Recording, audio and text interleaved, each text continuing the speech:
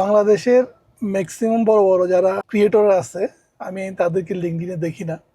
আর এর মধ্যে কয়েকজন যারা আছে যাদের অনেক ফলোয়ার আছে লিঙ্কডইন থেকে কোনো বিজনেস পায় না, কারণ হচ্ছে ওদের লিঙ্কডইনের প্রোফাইলটা ওইভাবে করে পজিশনিং করা নাই এবং কোনো প্রপার সার্ভিস এখানে ক্লিয়ার করা নাই।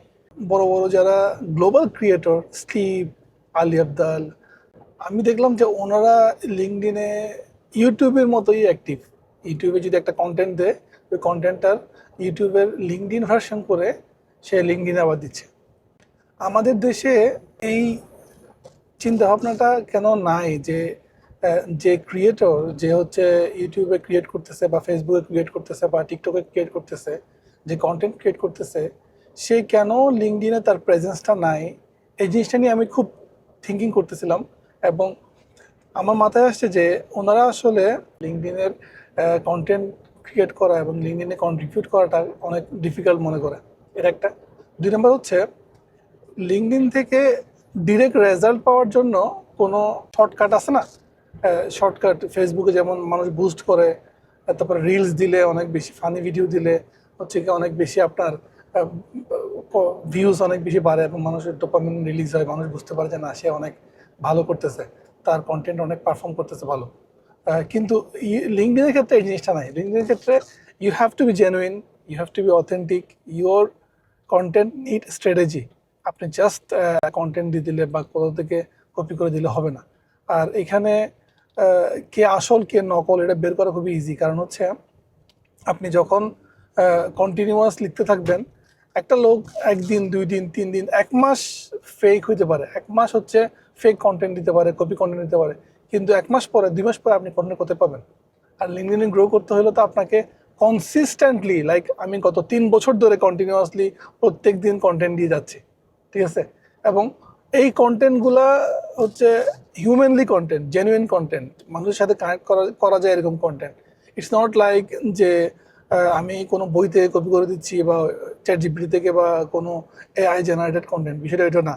ঠিক, ভিডিওটা বানানোর মূল রিজনটা হচ্ছে আমি তাদের কাছে আসলে পৌঁছাতে চাচ্ছি এই জিনিসটা যে আপনাদের যদি যদি বিজনেস গ্রো করতে চান, you have to come to LinkedIn, you have to come to LinkedIn. হ্যাঁ, আপনার ইউটিউবে মনিটাইজেশন আছে, আপনার ফেসবুকে মনিটাইজেশন আছে, আপনি স্পন্সর পাচ্ছেন, but think bigger, think global. $100, $200, $1000 মধ্যে থেকে গেলে হবে না। ইউ হ্যাভ টু থিঙ্ক $10,000, $1,000,000, ওকে?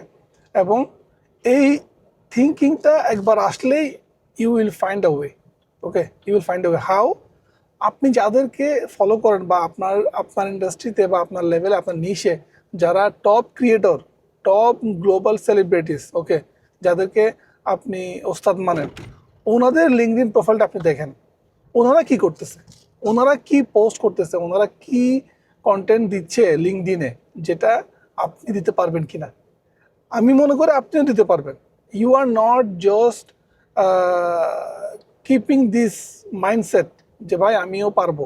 আমি এই জন্য বলতেছি যে ভাই you should come, okay, because you already have proven your self, আপনার যে কন্টেন্ট ক্রিয়েশন স্কিল আছে। So you just have to change the format of the content. আপনি এখন ভিডিও কন্টেন্ট বানান, আপনি তখন জিনিসটাকে টেক্সট কন্টেন্টে কনভার্ট করবেন, ওকে?